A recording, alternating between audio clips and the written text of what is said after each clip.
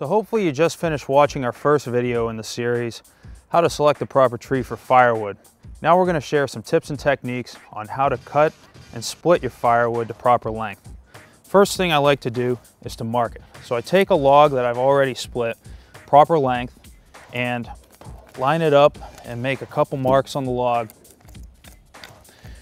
What this does is it gives me nice, neat rounds, all the same length, which allow me to split the wood into nice, small, even pieces. So one of the reasons why you want to mark the length of your logs before you cut them is so that you don't run into this.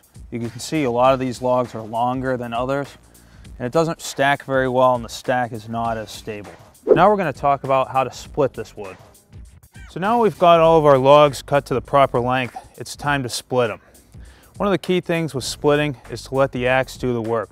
Usually you want to use a splitting maul that has a nice heavy head, and a lot of our newer axes have a nice steel reinforcement sleeve to help protect that handle in the event of a misstrike. So we're going to start with our hands wide. We're going to bring the axe up and we're going to strike. It looks something like this.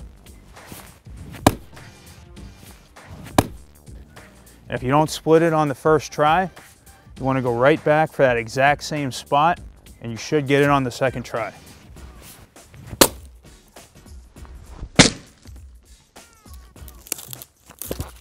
Now I'm going to split it into smaller pieces that fit in the fireplace.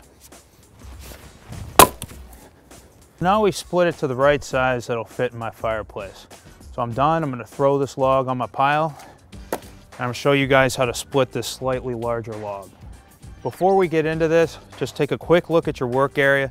Make sure that your pile of split wood is over off to the side and you got plenty of room to work safely. So we're going to split this large log with an aluminum twisted splitting wedge. We're going to use this because I know there's no way that I can split this thing myself just with this maul alone. So we're going to put this thing into the crack, following the direction of the crack in this wood,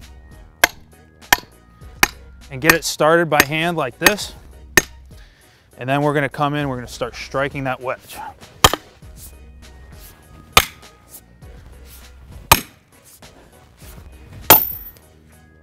Just as easy as that.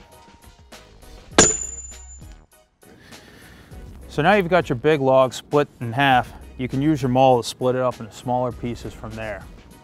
So in our next video segment, we're going to look at stacking and storing your firewood.